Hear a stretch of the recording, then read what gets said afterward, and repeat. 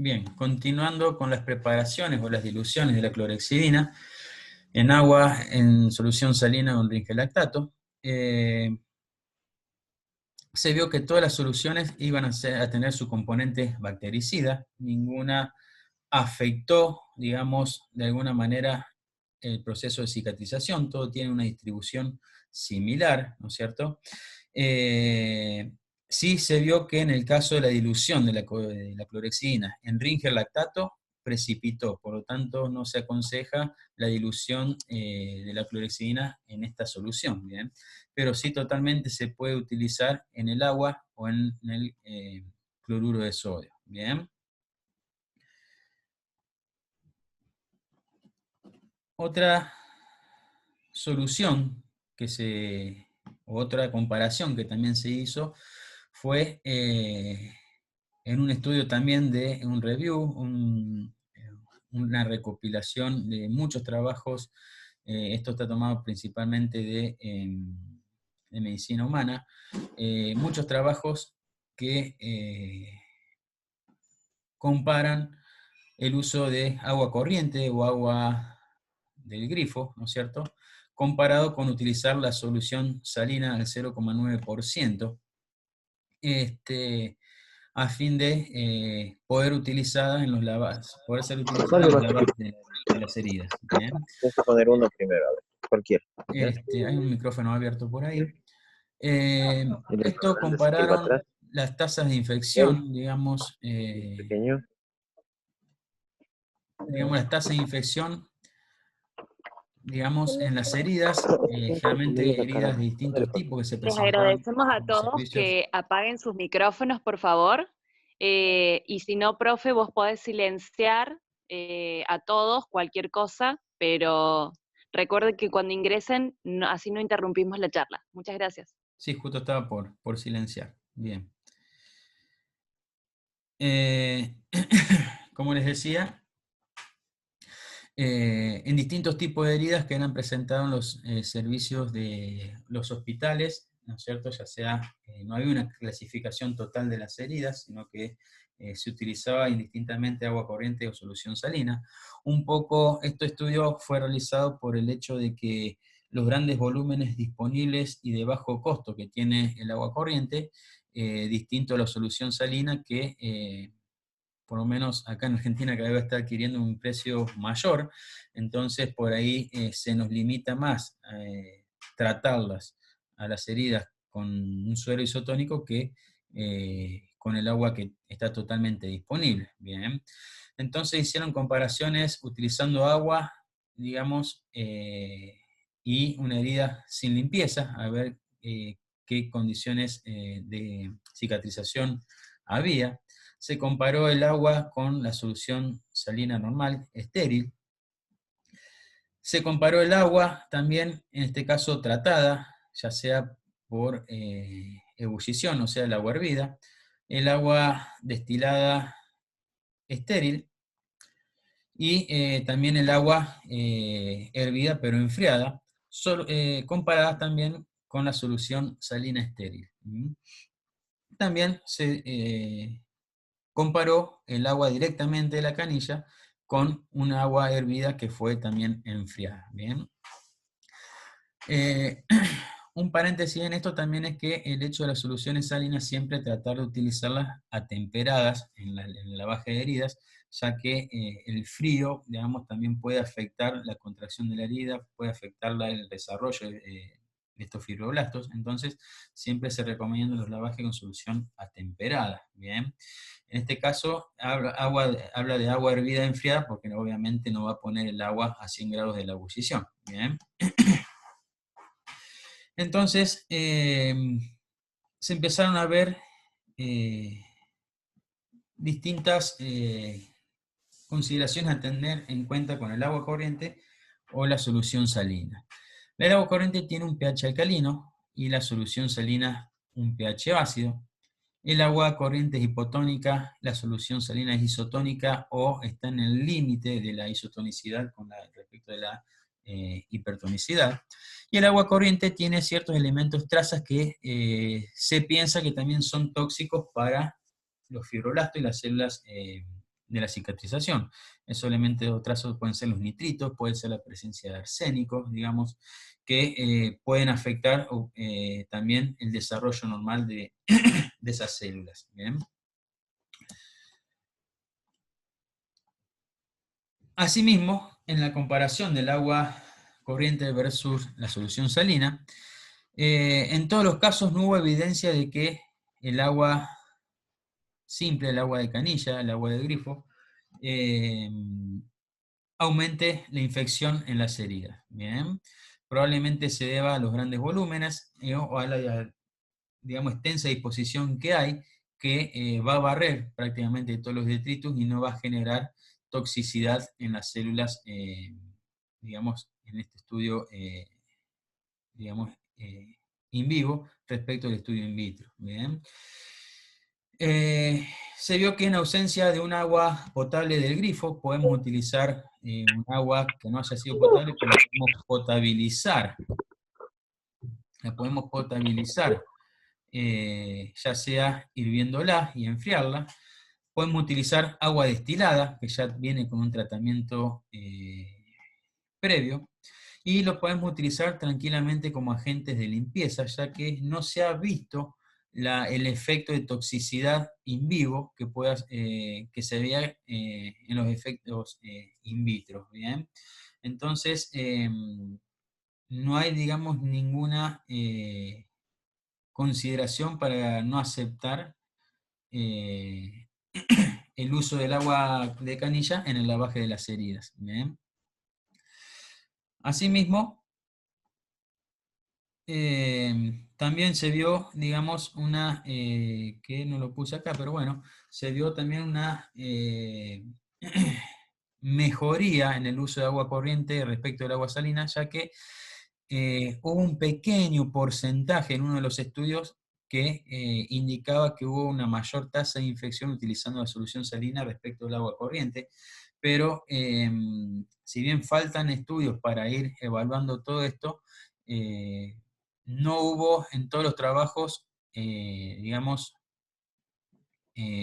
un punto constante que ya sea la temperatura del agua, la cantidad de soluciones que se utilizó, la presión a la que se utilizaron las soluciones. Entonces, por eso son puntos no, digamos, que falta, digamos, seguir evaluando. Pero, asimismo, no hay nada que tampoco diga, mira, no utilicemos la solución, digamos, el agua de canilla porque vamos a tener problemas, sino que todo lo contrario, demuestra que no hay, digamos, complicaciones y el proceso de cicatrización se puede ver de igual manera que utilizando una solución salina isotónica, aunque la bibliografía dice de la recomendación del uso de soluciones polielectrolíticas isotónicas en el uso del lavaje de heridas por el hecho de los efectos que se vieron en estos trabajos in vitro. Bien. Con respecto a la solución de Dakin, sí se ha visto que las soluciones de hipoclorito de sodio generan actividad, digamos, citotóxica sobre los fibroblastos, pero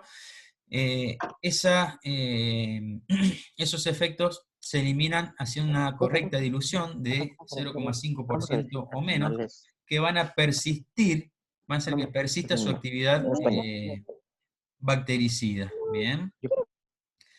En el caso del peróxido de hidrógeno, todas las concentraciones fueron citotóxicas para las células, inclusive la dilución recomendada al 1% a partir de la solución al 3%, ¿no es cierto?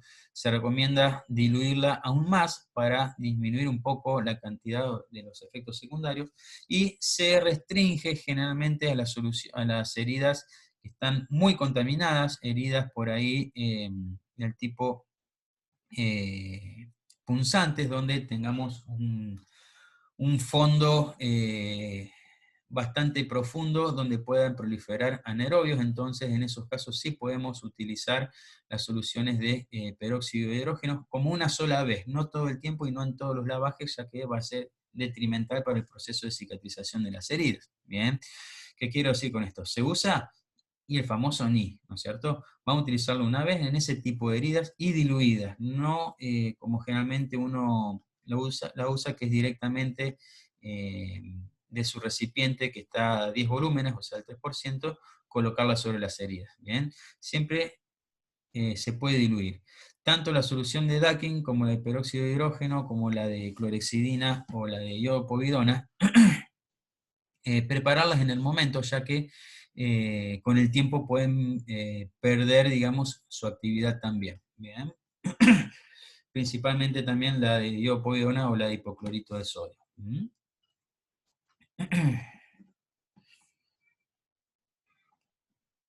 Bien, una vez que establecemos las soluciones que podemos utilizar, ¿no es cierto? ¿Cómo la vamos a utilizar? ¿Cómo vamos a lavar esa herida? Y tenemos, digamos, dos postulaciones, ya sea el uso de presión o de volumen, ¿bien? O las dos cosas. Dentro de lo que son las presiones de irrigación de las heridas, tenemos presiones altas de más de 70 libras por pulgada cuadradas o presión de tipo jet. Vamos a tener también una presión alta, pero que varía de 7 a 15 libras por pulgadas. Bajas presiones, que son menores de 5 libras por pulgadas. Y dentro de estas formas de generar presión, pueden ser mediante un flujo continuo o un flujo pulsátil. Bien. Respecto al volumen de irrigación, no hay una recomendación oficial, no hay un trabajo que diga qué volumen es el necesario para una herida. Eso va a depender obviamente del criterio clínico de cada profesional. ¿Bien? En esto, como hablamos hoy con el tema de la infección de las heridas, por ahí llega un punto en que no importa tanto decir en cuánto tiempo se produjo esa herida, ya que hay heridas que pudieron haberse producido hace más de 6 horas o 12 horas y se pueden llegar a resolver por un cierre primario según el tratamiento adecuado que se pueda llegar a hacer en el inicio de la curación de la herida. Entonces, en esto pasa lo mismo, no hay una recomendación, es decir, qué cantidad de líquido tengo que utilizar para lavar la herida. Eso va a ir dependiendo de cómo ve uno en el proceso del tratamiento de la herida. ¿Bien? Si yo veo que con poco volumen la herida quedó apta para proseguir en la curación de la herida, obviamente no voy a lavar de más. Si se vio que por aumentar el volumen va a mejorar la eliminación de las bacterias y materiales extraños que van a estar pegados. Generalmente volúmenes elevados con una presión alta, generan justamente el desprendimiento de estos detritus de la superficie de las heridas. Las uniones de las bacterias se da producto de la unión a la característica propia de cada tejido donde haya bacterias, como así también de las uniones electroquímicas que pueden hacer las bacterias en esos tejidos. Entonces, el efecto mecánico de la presión, digamos, y del lavaje con volúmenes elevados, va a hacer que se desprendan justamente los materiales extraños, se desprendan las bacterias y mejore la condición clínica de las heridas.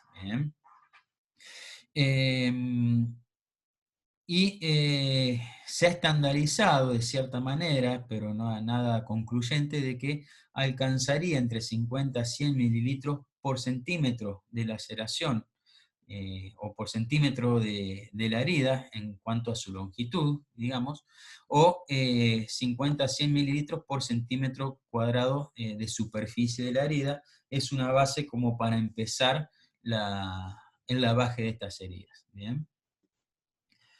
Respecto del uso de presiones de irrigación tipo jet, son altas presiones de más de 70 libras por pulgada, esto sí está estudiado y está visto que puede haber un deterioro de la respuesta inmune local de ese tejido, ya sea porque el efecto traumático sobre las células de la cicatrización, el efecto traumático que genera este líquido a presión, ¿no es cierto?, va a hacer que disminuya su tasa de replicación y inclusive pueda propagar bacterias desde la superficie, ¿no es cierto?, y hacia la parte más profunda de la herida, y esas bacterias pueden llegar a colonizar justamente en zonas más profundas de esa herida, entonces no se recomienda.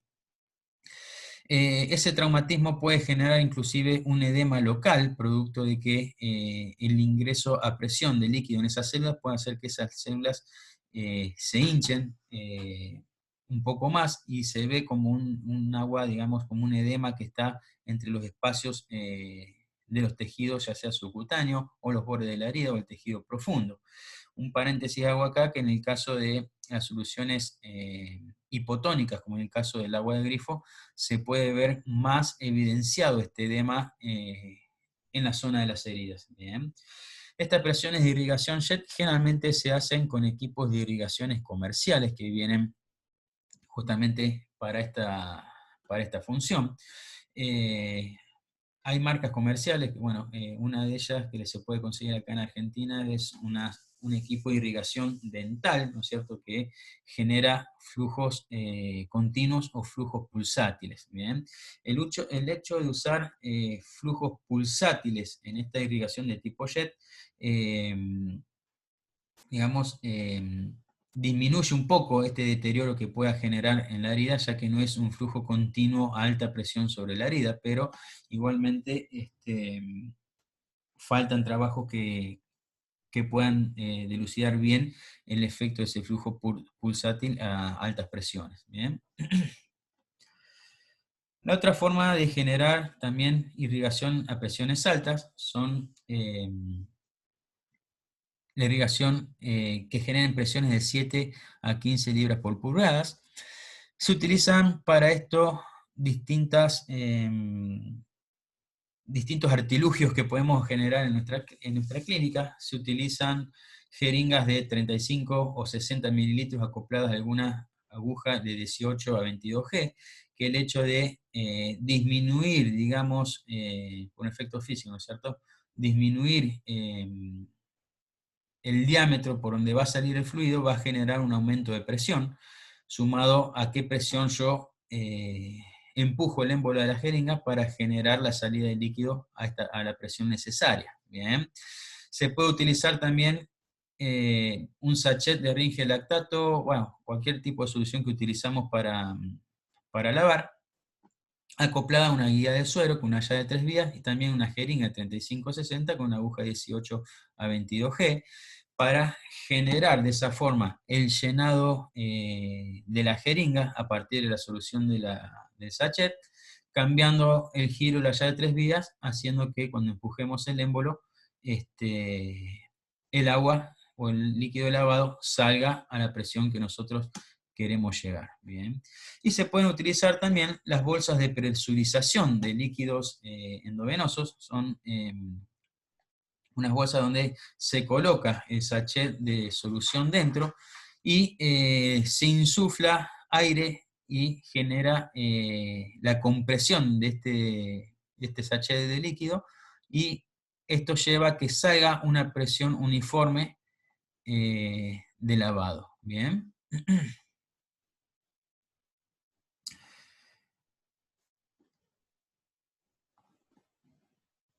Entonces, el uso de la jeringa de 35-60 acopladas a una aguja, 18 o 22, podemos generar o hacer las diluciones con los antisépticos en el caso que sea necesario. Bien, nos da un excelente resultado de lavado.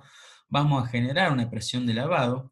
Esta la vamos a utilizar cuando no tenemos por ahí la disponibilidad de una llave de 3 vías, una guía de suero o armar, digamos, el otro sistema de irrigación de las heridas. Bien. Podemos no tener el sachet de fluidos para utilizarlo. El tema de la desventaja es cómo obtenemos la solución de irrigación para cargarlas adentro de la jeringa. Es un poco más lento para cargar la jeringa y lavar, ya que si no desacoplamos la aguja, la presión que tengamos que hacer para cargar la solución dentro de la jeringa va a ser mayor. Entonces, el tiempo en que demoramos en desacoplar la aguja, cargar la solución, acoplar la aguja y lavar, va a ser un tiempo mayor en el tratamiento de la herida. Ese cambio de aguja también puede llevar a que podamos tener algo de contaminación en el cargado de la solución. Bien. Y como no es un método, digamos, que nosotros tengamos estandarizado la presión que generamos en el émbola jeringa, vamos a tener una presión que va a ser variable, ¿no es cierto? Que no siempre va a ser continua o uniforme de 7 u 8 PSI. Bien.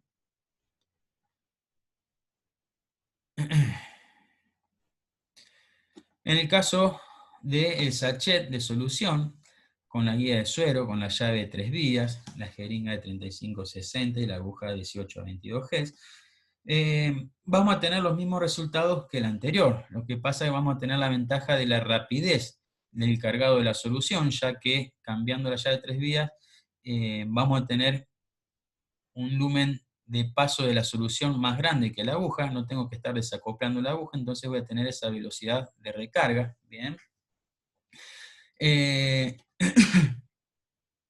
Y dentro de las desventajas van a ser las mismas, o sea, la presión variable que yo puedo generar en el émbolo. Hay un trabajo que, digamos, aparte, que habla de que se generan presiones muy altas, mucho más que las necesarias, por el efecto de la presión que nosotros hacemos en el émbolo.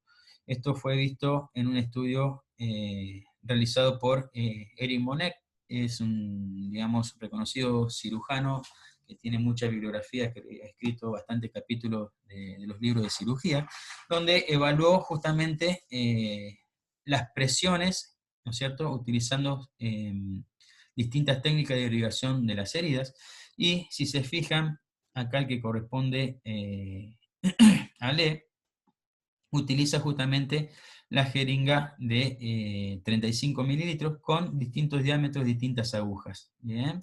Y se ve que las presiones varían, ¿no es cierto? Tienen una variación que pueden llegar hasta más de 20 o inclusive 30 PSI, que ya son presiones muy altas, donde lo tolerable generalmente son dentro de los 15 PSI, ¿no es cierto? Entonces podemos tener esas variaciones en la presión que nosotros ejercemos en el émbolo de la jeringa para lavar la herida, entonces podemos tener ese daño documentado de las células de cicatrización por traumatismo de las células de la herida. Bien.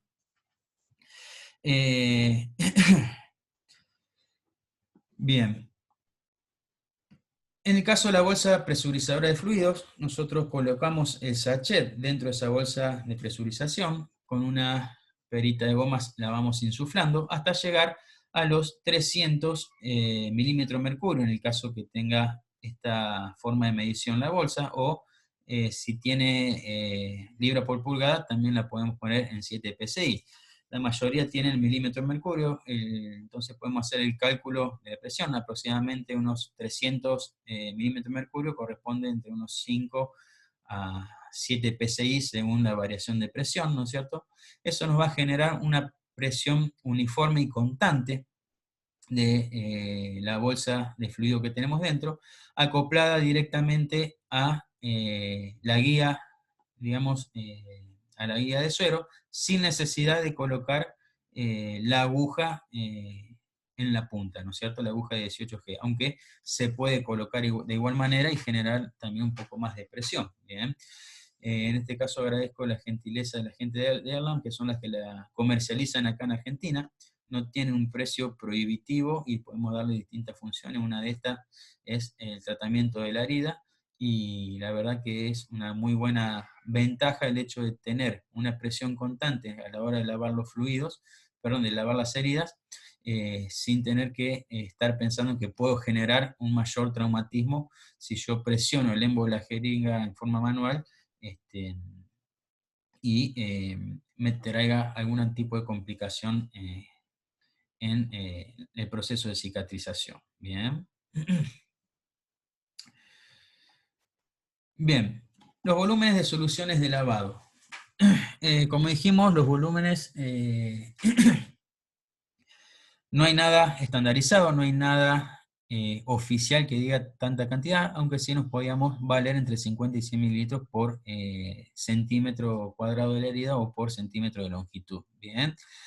El uso de las soluciones de lavado, como vimos, no hay nada que nos indique que sea mejor o peor a la hora de disminuir la carga bacteriana o prevenir la infección de las heridas. ¿Bien?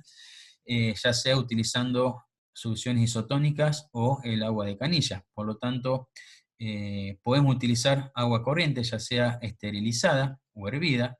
Hervida va a ser una especie de esterilización por ebullición, que tenemos esa capacidad de generar.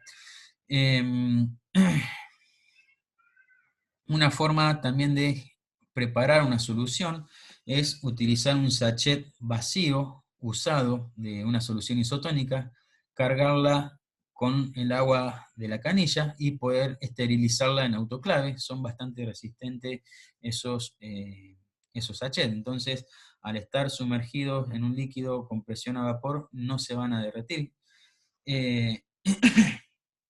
Y podemos tener una solución estéril, no isotónica, pero sí apta para lavar la herida.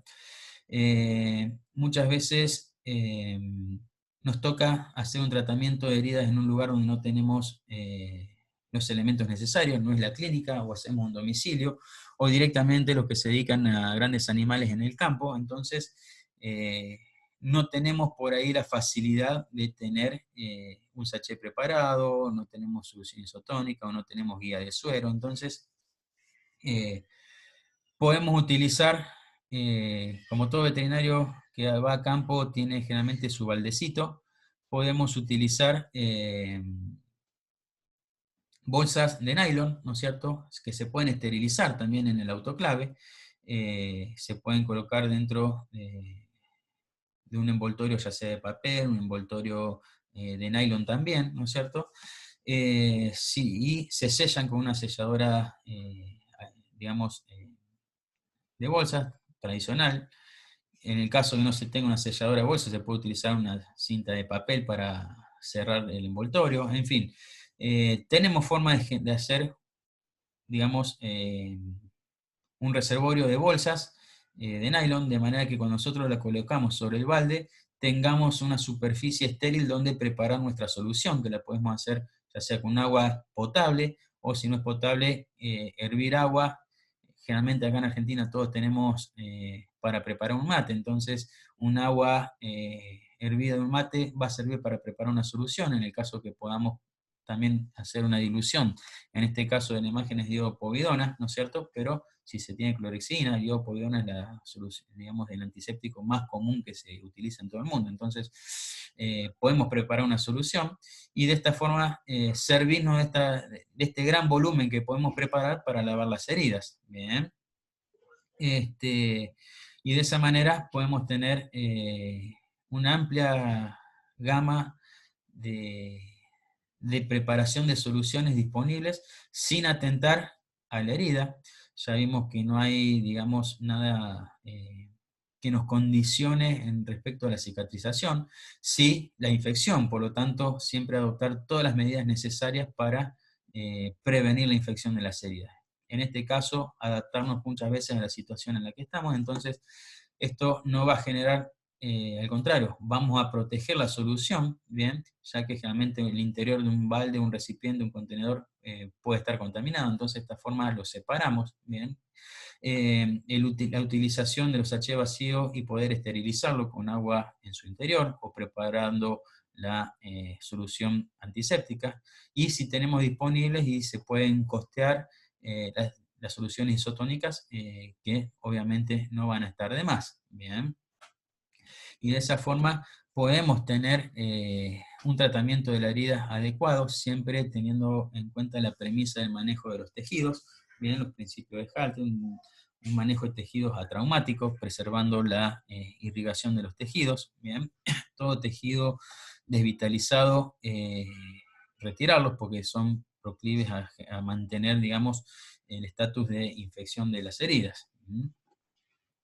Entonces, a medida que vamos avanzando en nuestro algoritmo, ¿no es cierto?, hoy habíamos llegado a clasificar la herida en una herida limpia contaminada y el manejo de 6 pasos. Bien, habíamos dicho que las heridas limpias, ya sea clase 1 o 2, íbamos a evaluar el cierre primario, y en el caso de las heridas contaminadas íbamos a hacer el manejo de 6 pasos para tratar de llegar a nuestro punto crítico, que era establecer el tejido de granulación. Una vez establecido el método, digamos, el tejido de granulación sano, brillante, que nosotros esperamos, vamos a elegir obviamente el método adecuado de cierre, ya sea un cierre primario demorado, ¿no es cierto? Que en un cierre primario demorado nosotros tardamos por lo menos unos 3 a 5 días en la sutura de la herida, producto de que fue una herida contaminada, entonces debemos dejarla en condiciones óptimas para el cierre. Podemos, si cierre primario demorado no es factible, podemos esperar un tiempo mayor, ¿no es cierto?, hasta poder mejorar ese tejido de granulación, haciendo un cierre secundario, ¿no es cierto?, que eso lo que difiere del primario es justamente el tiempo en que yo tardo en cerrar con sutura la herida, ¿no es cierto? Y tanto el cierre primario con el cierre primario demorado, perdón, el cierre primario demorado como el cierre secundario se conocen también como un cierre por tercera intención.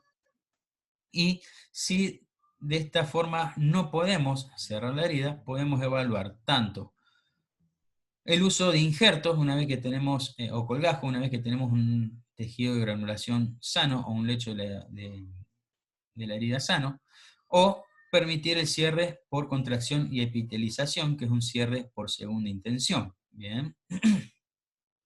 En el caso que no pudiésemos haber hecho un cierre primario, ¿no es cierto?, evaluar un cierre primario demorado, o evaluar, si la herida es una herida limpia, digamos, evaluar el uso también de injertos o colgajos en el sitio de la herida, y si no es posible, evaluar justamente un cierre por segunda intención, y si no era posible el cierre primario demorado, seguir con los mismos pasos de cierre primario demorado, un cierre secundario, y en todo caso, el cierre de la herida por segunda intención. Bien, todo dependiendo del sitio de localización de la herida, ¿no es cierto?, la característica propia de la herida, la extensión de la herida y las características clínicas de la herida. Bien, entonces, como para ir ya terminando, sabemos que la toma de decisiones en el tratamiento de las heridas se deben basar integrando el conocimiento del proceso de cicatrización y comprendiendo el papel que podemos desempeñar nosotros para facilitar ese proceso de cicatrización normal. Nosotros no causamos la curación de la herida, sino que facilitamos y modulamos el proceso natural de cicatrización de una herida. Bien. Llegando al fin, les doy gracias por su compañía. Ya se me envició el cuarto, desapareció mi hija, justo a tiempo, cuando ya habíamos terminado. Les pido disculpas por eso, y bueno, gracias por el aguante, digamos, en todo el proceso que tuvimos a la hora de comenzar la charla. Gracias por quedarse. Les pido disculpas nuevamente por las demoras que tuvimos en el comienzo de la charla. Bien, espero que haya sido provechoso. Muchos agradecimientos, Jorge. Bueno, te están está disponible agradeciendo desde desde varios lugares, incluso la gente de México, como vos contaste, todos tus alumnos. No sé si alguno tiene alguna consulta, en 3 minutitos se corta el chat, así que saludos desde Bolivia, desde México, desde Chile, desde Honduras, desde Colombia. Bueno, muy bueno, muy agradecidos a todos por estar desde Ecuador, desde acá, desde los chicos, desde Guatemala. El futuro colega Diego Luco de Justo Darac. Así que bueno, desde Venezuela también. La verdad así que gracias a todos ellos, gracias a todos ellos por quedarse, por no haber desistido en la charla cuando tuvimos los problemas de ingreso. Bien. Quedan 2 minutos, así que bueno, podemos empezar una pregunta. Hacemos una conexión más después, Mary, para responder por ahí las preguntas que puedan llegar a quedar. Si no, gustosos, voy a responder por mail a aquellos que me quieran escribir, está en pantalla. Aquellos que quieran que le mande también los trabajos por los que me guié al hacer la charla, que son muy interesantes, que por ahí no siempre se tienen a mano o no siempre se conocen. Bien. Dale. Acá dice Belén desde México, ¿podría platicarnos un poco sobre el uso del gel de ultrasonido para el manejo de heridas. Bien. Si se corta, volvemos a la conexión, el que quiera seguir con las preguntas. El gel de ultrasonido es un compuesto de hidroximetilcelulosa hidratado, ¿no es cierto?, que genera ese estado de gel. Entonces, a la hora de colocarlo sobre la herida, es meramente por protección de la herida para que no se contamine cuando nosotros rasuramos o cortamos el pelo, ya que cuando cortamos el pelo, todo ese pelo puede caer dentro de la herida. Al quedarse sobre el gel lo va a retener y no va a ingresar al lecho propio de la herida. Y el gel después lo podemos sacar fácilmente con la solución de lavado y de esa manera vamos a eliminar el pelo que quedó pegado justamente en ese gel, ¿no es cierto? La esterilización de ese gel es directamente pasarlo a una jeringa de gran volumen, ya sea una jeringa de 60, y esterilizarla dentro de un autoclave. En el caso que no tengamos autoclave, podemos utilizar tranquilamente una olla a presión, o también conocida como olla express, que genera también las condiciones adecuadas de esterilización, ¿no es cierto? Y podemos utilizar los testigos de esterilización, que son una cinta de papel que viene con un proceso químico que vira de color cuando se alcanza la temperatura adecuada, que eso nos puede ayudar a orientarnos si se esterilizó o no el material que pusimos dentro. De la misma forma podemos esterilizar las bolsas de nylon, podemos utilizar